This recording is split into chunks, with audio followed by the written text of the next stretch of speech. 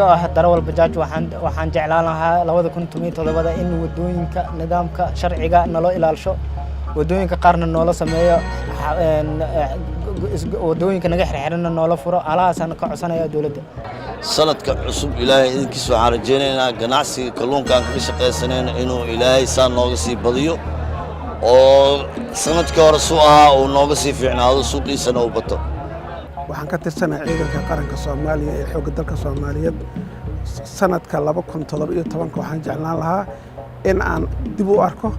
ciidankii qaranka Soomaaliya oo dib u soo laabto awoodiisii qaran arday ahaan waxaan jeclaan lahaa waxbarashada wadanka in kor loo qaado macallimiin tayo leh in ardayda loo xulo oo wadanka amnigiisana kor loo siyaadiyo sanadka aan soo dhaafnay kaliya markaad fiirsaan booliiska kobac uu sameeyay wax qabadkiisa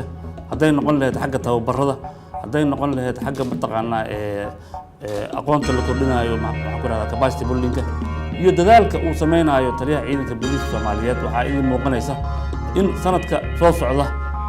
aan dardarteena iyo xagga awoodeena ay sii kordhi doonto Soomaaliya 2017 waxaan jeclaan lahaa inay noqoto meel amni ah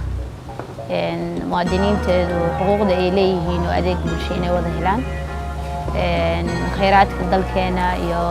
guud ahaan badda iyo bariga in laga faa'iideysto waxaan aad u jeclahay gabadha iyo cunuga Soomaaliyeed xuquuqda caafimaad iyo waxbarasho iyo waxyaalaha asaasiga inay helaan